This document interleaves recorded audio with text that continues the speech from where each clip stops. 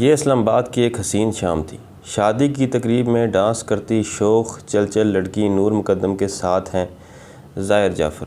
دونوں گہرے دوست ہیں، بلکہ ان دونوں کے دوست تو یہ سمجھتے ہیں کہ ظاہر نے جینا ہی تب شروع کیا جب نور اس کی زندگی میں آئی، مگر اس روز کمرے میں صرف وہ دونوں تھے کہ ایک تیسرا شخص کھڑکی سے کود کر اندر آتا ہے۔ ظاہر اسے دیکھتے ہی چھرے کا وار کرتا ہے اور پھر پڑی پستول اٹھا کر فائر کرتا ہے، مگر گولی چیمبر میں پھنس جاتی ہے۔ 6 فٹ لمبے ظاہر کے چنگل سے بچنے کے لیے لڑکا زور زور سے چلاتا ہے۔ وہاں نور بھی موجود تھی، مگر وہ کچھ کر نہیں سکتی تھی کیونکہ اسی کمرے میں نور کا سر اس کے جسم سے 3 فٹ دور پڑا تھا۔ مزید تفصیل آگے چل کر آپ کو بتاتے ہیں، پہلے ذرا جان لیں نور مقدم اور ظاہر کا بیک گراؤنڈ کیا ہے، یہ کون ہیں، کتنے پڑھے لکھے ہیں، ان دونوں کی ملاقات کہاں کیسے ہوئی اور پھر ان کا بریک اپ کس بات پر ہوا۔ نور مقدم کی اس غلطی پر ظاہر کو غصہ آیا اور اس نے اس کا سر تن سے جدا کر دیا۔ جانیے دل دہلا دینے والے حقائق آج کی ویڈیو میں۔ جارڈن کے ایک اسپتال میں پاکستانی سفیر شوکت مقدم تیز قدموں سے ٹہل رہے ہیں، اتنے میں سٹاف آ کر انہیں خوشخبری سناتا ہے، مبارک ہو سر، بیٹی ہوئی ہے۔ یہ ننھی سی جان شوکت مقدم اور ان کی اہلیہ کوثر کی زندگی میں روشنیاں لے کر آئی تھی۔ والدین بچی کا نام نور رکھتے ہیں۔ ادھر ٹھیک 2 سال پہلے امریکی ریاست نیو جرسی میں پاکستانی بزنس مین ذاکر جعفر کے گھر ایک لڑکے کی پیدائش ہوئی۔ اس کا نام انہوں نے ظاہر رکھا۔ نور اور ظاہر کی تعلیم اور تربیت پاکستان سے باہر ہوئی، مگر دونوں میں بڑا فرق تھا۔ ظاہر دولت کے نشے میں چور، مغرور اور تہذیب سے دور تھا۔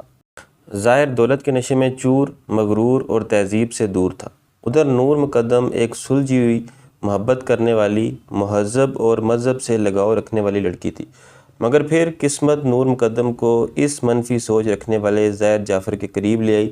امریکہ اور جارڈن میں پیدا ہونے والے اسلام آباد میں آ کر مل گئے۔ ہیلو، میرا نام ظاہر ہے۔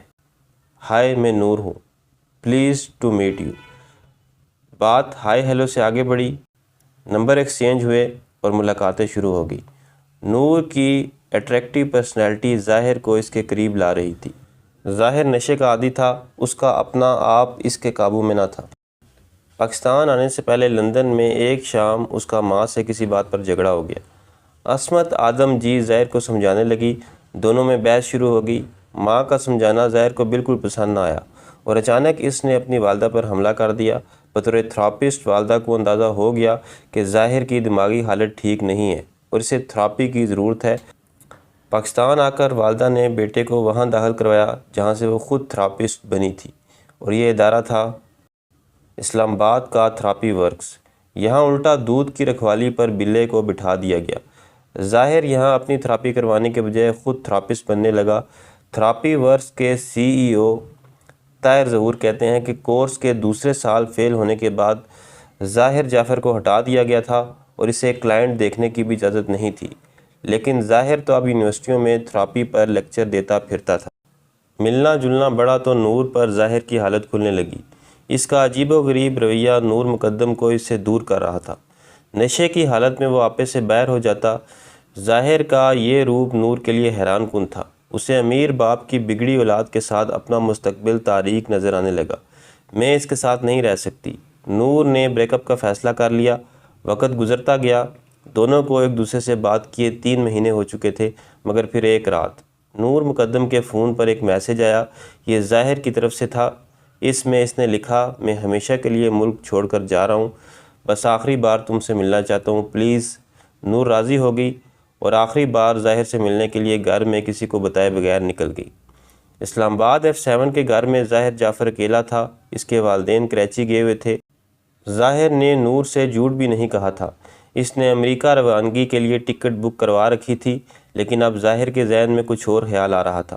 ادھر گھر کے باہر ٹیکسی ڈرائیور کافی دیر سے ظاہر کا انتظار کر رہا تھا۔ ظاہر نے اسے ایئرپورٹ جانے کے لیے بک کیا ہوا تھا۔ بار بار کال کرنے پر بھی ظاہر انتظار کروا رہا تھا۔ رات 12:07 پر ظاہر نے چوکیدار کے ہاتھ ٹیکسی ڈرائیور کو 1000 روپے دے کر ٹیکسی واپس بھجوا دی۔ کچھ دیر بعد ٹیکسی ڈرائیور نے پھر فون کر کے کہا کہ اگر آپ اب بھی جانا چاہیں تو میں اویلیبل ہوں۔ ظاہر نے جواب دیا، ایسا کرو، آ جاؤ۔ اب ٹیکسی دوبارہ دروازے پر پہنچی تو ظاہر بھی مین گیٹ پر آ گیا۔ اس کے ہاتھ میں سوٹ کیس تھا اور دوسرے ہاتھ سے نور کا ہاتھ پکڑا ہوا تھا۔ ظاہر نے نور کو چپل بھی نہیں پہننے دی، وہ ننگے پاؤں ٹیکسی میں بیٹھی۔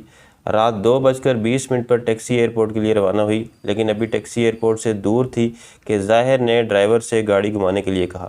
ڈرائیور نے پوچھا، اب کیا ہوا سر؟ ظاہر نے جواب دیا، ہم لیٹ ہو گئے ہیں، فلائٹ مس ہو جائے گی، لیٹس گو بیک۔ اب ظاہر نور کو لے کر واپس اپنے گھر آ گیا۔ یہاں کہانی میں ایک اور ٹوسٹ آتا ہے۔ ظاہر نور سے 7 لاکھ روپے ارینج کرنے کا کہتا ہے۔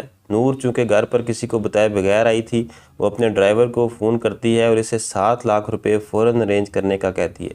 ساتھ یہ بھی تاکید کرتی ہے کہ کسی کو پتہ نہ چلے۔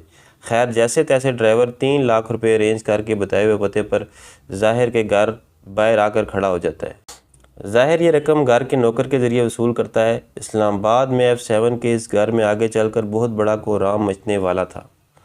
مگر اب چلتے ہیں نور کے گھر، جہاں بیٹی کو گھر میں نہ پا کر سب بہت پریشان تھے۔ 21 جولائی کو بقرہ عید تھی، مگر نور کے والدین بیٹی کی تلاش میں تھے۔ انہوں نے ظاہر کو بھی کالز کی، مگر وہ فون نہیں اٹھا رہا تھا اور نہ ہی نور کو کال ریسیو کرنے دے رہا تھا۔ اور پھر کچھ دیر بعد نور گھر پر کال کرتی ہے، جس میں وہ بتاتی ہے کہ وہ اپنی دوستوں کے ساتھ لاہور چلی گئی ہے۔ نور خطاطی کی شوقین تھی، اسے مذہب سے خاصا لگاؤ تھا۔ ایک وقت تو اس نے حجاب لینا بھی شروع کر دیا تھا۔ وہ ظاہر کو مذہب کے قریب لانا چاہتی تھی۔ اب واپس اسلام آباد کے F7 چلتے ہیں۔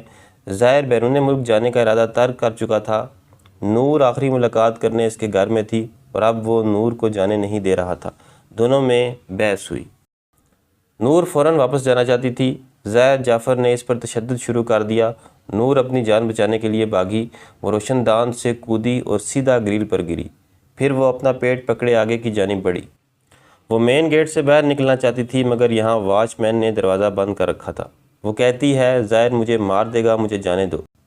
مگر گھر کے دونوں ملازم جمیل اور افتخار راستے کی دیوار بن گئے۔ بیچاری نور چوکیدار کے کیبن میں چھپ گئی۔ اتنے میں ظاہر بھی فرسٹ فلور سے کودا۔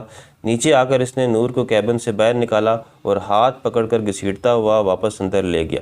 اب یہاں سوال پیدا ہوتا ہے کہ گھر کے اندر جو کچھ چل رہا تھا، کیا اس کا علم صرف گھر کے 2 ملازمین کو تھا؟ نہیں۔ تحقیق سے پتہ چلا کہ ظاہر جعفر کراچی میں اپنے ماں باپ سے رابطے میں تھا۔ فون کالز کے ریکارڈز کے مطابق وہ کئی گھنٹے اپنی والدہ سے بات کرتا رہا تھا۔ یہاں یہ سوال پیدا ہوتا ہے کہ ظاہر جعفر کے والدین کو اپنے بیٹے کے اگلے قدم کا علم ہو گیا تھا یا نہیں، کیونکہ سینئر صحافی جاوید چودھری نے تحقیقات کی روشنی میں اس وقت ایک کالم تحریر کیا، جس میں انہوں نے لکھا کہ ظاہر نے اس دوران اپنے والدین کو فون کر کے بتایا کہ نور اس کے ساتھ شادی نہیں کر رہی اور وہ اسے قتل کر رہا ہے، مگر ذاکر جعفر نے اپنے بیٹے کی بات کو سیریس نہیں لیا۔ چوکیدار نے ذاکر جعفر کو فون پر بتایا کہ کمرے کے اندر سے چیخوں کی آواز آ رہی ہے اور آس پاس کے لوگ بار بار گھر کی طرف دیکھ رہے ہیں۔ والد نے چوکیدار سے کہا، تم فکر نہ کرو، میں ابھی تھراپی سینٹر والوں کو بھیجتا ہوں۔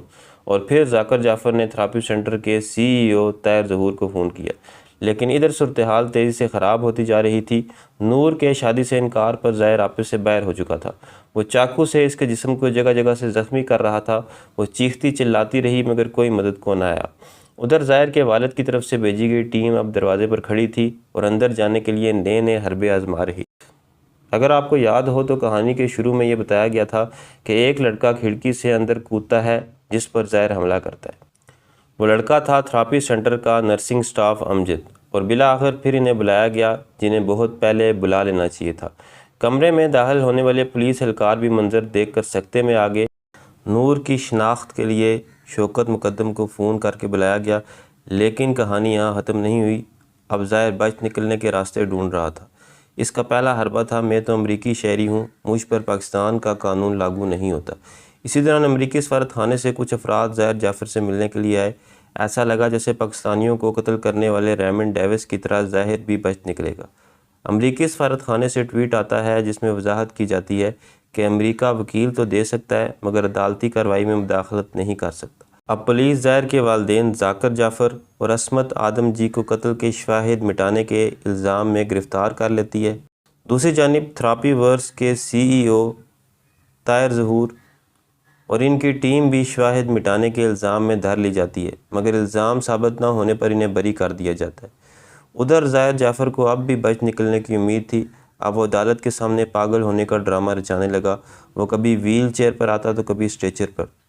تمام ثبوتوں اور گواہوں کو مد نظر رکھتے ہوئے عدالت اس نتیجے پر پہنچتی ہے کہ ظاہر جعفر کو سزائے موت دے دی جائے۔